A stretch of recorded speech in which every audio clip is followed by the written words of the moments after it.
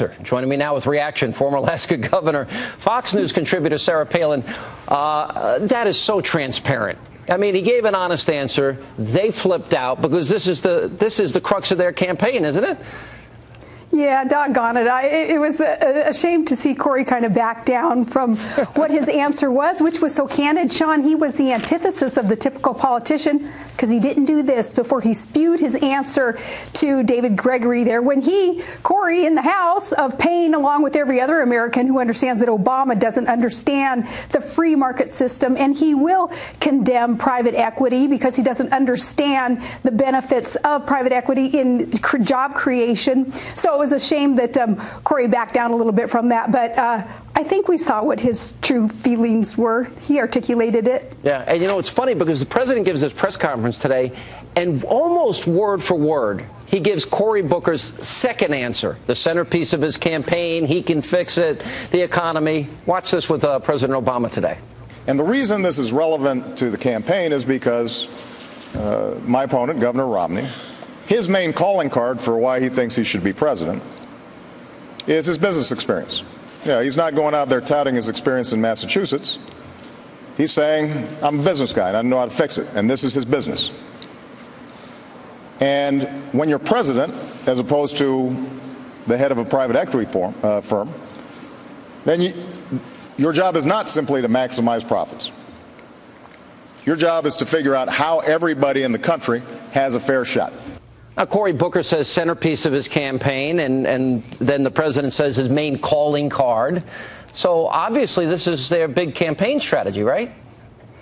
Right, and Obama admitted as such. Now, as much, but Sean, Mitt Romney can't be surprised at these attacks or at these questions about his private sector experience because he does tout that as the criteria to be met in order to lead the country needs to be a business background, and that's where Romney comes from. He needs to forcefully and candidly and proudly defend his record. If he does not, then Obama and his surrogates, his lapdogs in the media, will obviously put him in a very poor light. So Romney and his advisors really need to come out forcefully in defending the free market, defending that record at Bain, and standing strong on one's record. That's why we don't want to take that off the table. We don't want anything off the table in terms of discussion and vetting through this campaign. Well, I want to get to you on that because it's a very interesting development. But before we do, it's interesting you say that because the Romney campaign has come out with an ad. Now, it wasn't only Cory Booker.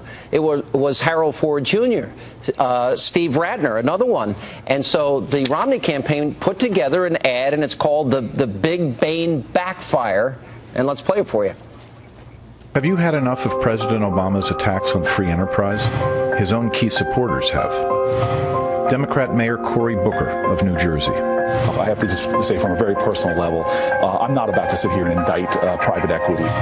Former Congressman Harold Ford Jr., Democrat from Tennessee.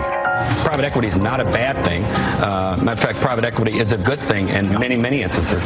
Former Obama economic advisor and auto czar, Stephen Ratner, a leading Democrat. And I don't think there's anything Bain Capital did that they need to be embarrassed about. If you look at the totality of Bain Capital's record, they've done a lot to support businesses, to grow businesses. Even Obama's own supporters have had enough. It's nauseating to the American public. Enough is enough. The Big Bain Backfire. What do you think of that ad?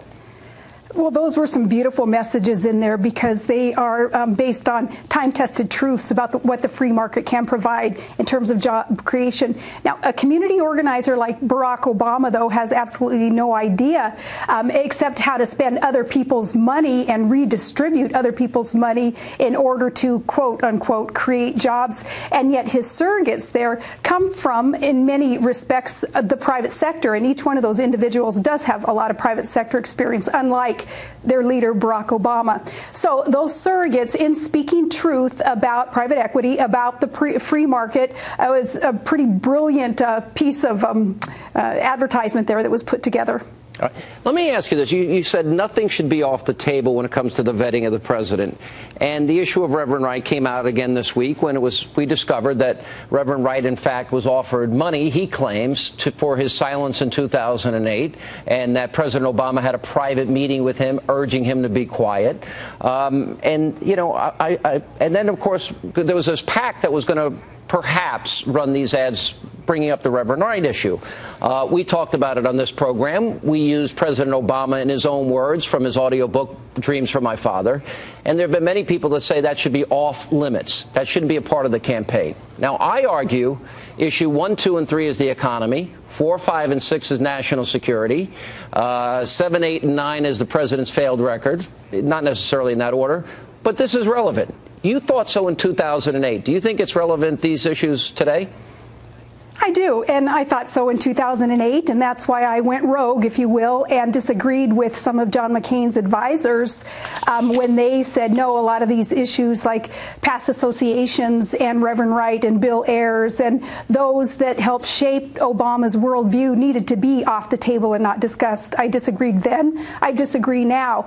Barack Obama back in 2008 was an empty vessel. The public did not know what or who filled this vessel in order to create what has become a very, I think, confused and mission and vision-less leader for our country.